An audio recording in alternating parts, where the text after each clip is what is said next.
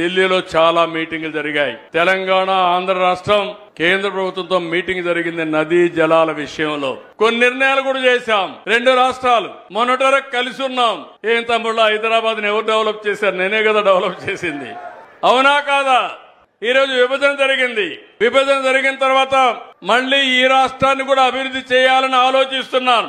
హైదరాబాద్ ఈ రోజు ఒక నమూనా. దాంతో సమానంగా అమరావతిని కూడా నెంబర్ 1 సిటీగా తయారు చేసి మీరందరూ గర్వపడే విధంగా దాన్ని తయారు చేసే బాధ్యత నాది. ఇది ప్రజా రాజధాని, ప్రజల కోసం నిర్మించే రాజధాని. 2027కి పోలవరం పూర్తి చేసి జాతికి అంకితం చేసే బాధ్యత నాది.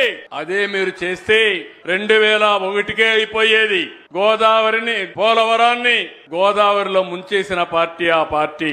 ఇంకో పక్క మిమ్మల్ని అందరినీ నేను కోరేది, ఇవన్నీ చేసుకుంటూ నేను ఒకటే ఆలోచిస్తున్నా, తెలంగాణ ఆంధ్ర కూడా కొట్టుకోవాల్సిన అవసరం లేదు, గొడవ పడవలసిన అవసరం లేదు. మనం కష్టపడదాం, ఇచ్చి పుచ్చుకునే ధోరణితో ముందుకు పోతాం. ఈ రోజు నీళ్లున్నాయి, 2 రాష్ట్రాలకు అవసరం.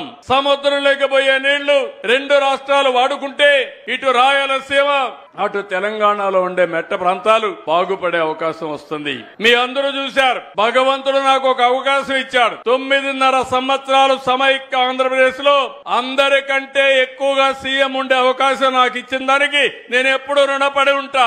ఆ రోజు 2 ప్రాంతాలు ఓటేశారు. 10 సంవత్సరాలు అపోజిషన్ లీడర్ గా ఉన్నాను. అరుదైన గౌరవం.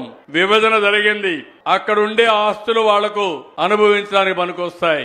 ఇక్కడ కష్టమైన నష్టమైన మళ్లీ నిలదొక్కోవాలి. నిలదొక్కుని మిమ్మల్ని నిలబెట్టించే బాధ్యత నేను తీసుకుంటానని మరొక్కసారి హామీ ఇస్తున్నా.